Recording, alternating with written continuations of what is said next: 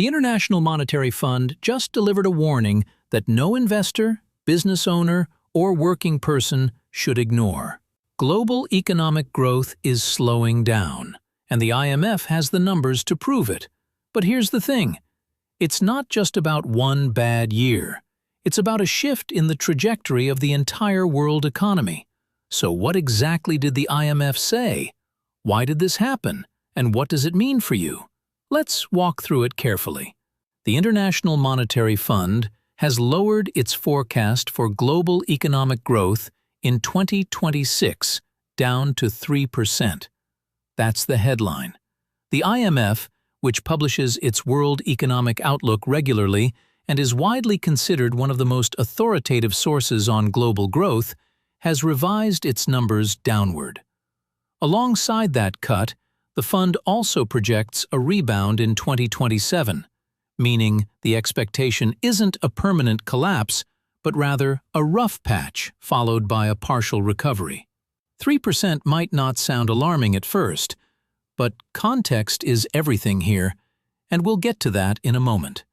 So why does a forecast cut from the IMF matter so much? Let's start with what 3% actually means in historical terms.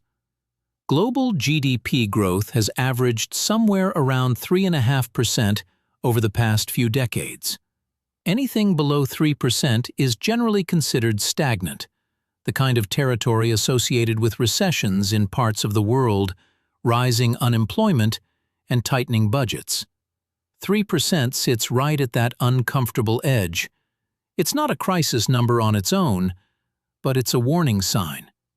And when the IMF moves its forecast downward, the world listens, because this institution doesn't revise lightly.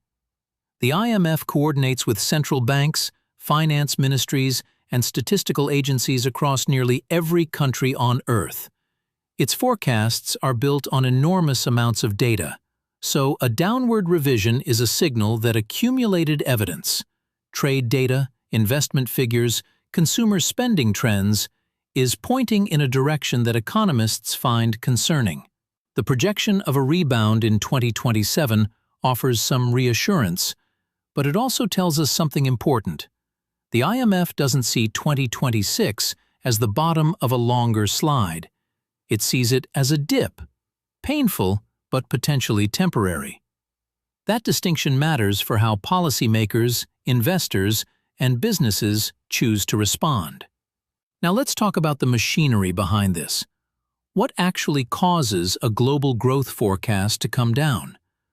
The IMF doesn't cut its outlook on a whim.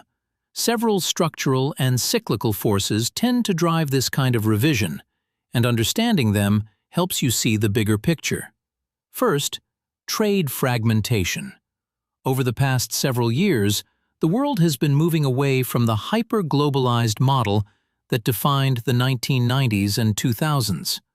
Supply chains are being reshored or regionalized. Tariffs and trade restrictions have been climbing. When goods, services, and capital flow less freely across borders, global output suffers. It's that simple. Every barrier added to trade is essentially a tax on economic efficiency. Second, monetary policy lag. Central banks around the world spent the better part of the past few years raising interest rates aggressively to fight inflation. Those rate hikes don't hit the economy all at once. They work with a delay, sometimes as long as a year or two. So even if inflation has cooled, the drag from higher borrowing costs is still working its way through the system. Businesses borrowed less, consumers pulled back, and investment slowed. That shows up in growth numbers, eventually.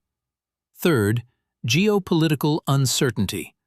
Ongoing conflicts, strained relationships between major economies, and the general unpredictability of the geopolitical environment have made businesses reluctant to invest. Capital sits on the sidelines when the future feels unclear. And when investment stalls, growth stalls with it. Fourth, structural slowdowns in major economies. China's post-pandemic recovery has been more muted than many analysts expected. Europe has been wrestling with high energy costs and sluggish industrial output. Even the United States, which has shown remarkable resilience, faces questions about the sustainability of its growth. When the big engines of the global economy lose power, even slightly, the rest of the world feels it. All of these forces compound each other. That's the mechanism. It's not one cause, it's a web of interlocking pressures that the IMF is now reflecting in its revised numbers. So, what are the real-world consequences of a lower growth forecast? Let's be specific about the channels through which this plays out. For emerging markets and developing economies, a slower global growth environment typically means less demand for their exports, tighter access to capital, and more pressure on their currencies. Countries that rely heavily on commodity exports, oil, metals, agricultural products, often feel this acutely because slower global growth tends to soften commodity prices. For businesses in advanced economies, a 3% global growth environment means the overall pie is expanding more slowly. That makes competition more intense.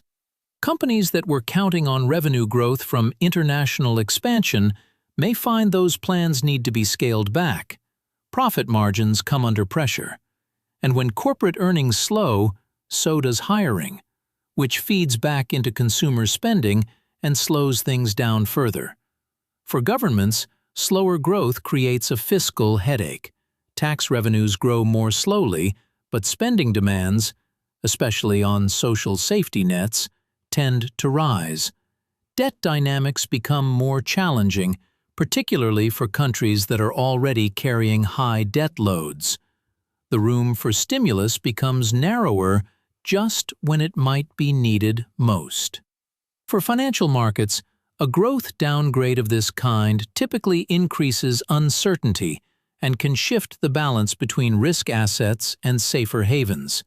Investors tend to reassess their expectations. That doesn't mean markets fall in a straight line. Markets are complex, but the general backdrop becomes more cautious. The 2027 rebound projection does offer a counterweight here. If markets believe the IMF's forward view, the immediate reaction to slower growth might be partially absorbed by optimism about what comes next. But, and this is important, forecasts can change.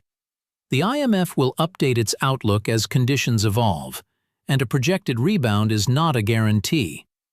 Let's step back and classify what we're actually looking at here. This is a cyclical slowdown warning embedded in a longer-term structural story. The IMF is not forecasting a global recession. 3% growth, while below trend, still represents a growing world economy. The projected rebound in 2027 suggests the fund sees the current pressures as temporary rather than permanent, which is meaningful. But within that broad picture, there are real divergences. Some economies will feel this more sharply than others. Countries with strong domestic demand, manageable debt levels, and diversified trade relationships are better positioned to weather a slower global environment. Countries on the opposite end of that spectrum face more serious challenges. From a historical lens, growth forecast cuts from the IMF have often served as a useful signal. Not a perfect one, but a prompt for policymakers and investors to take stock of where risks are building. The right response isn't panic, it's preparation. Diversification in portfolios, fiscal prudence in government budgets, and strategic patience in business planning.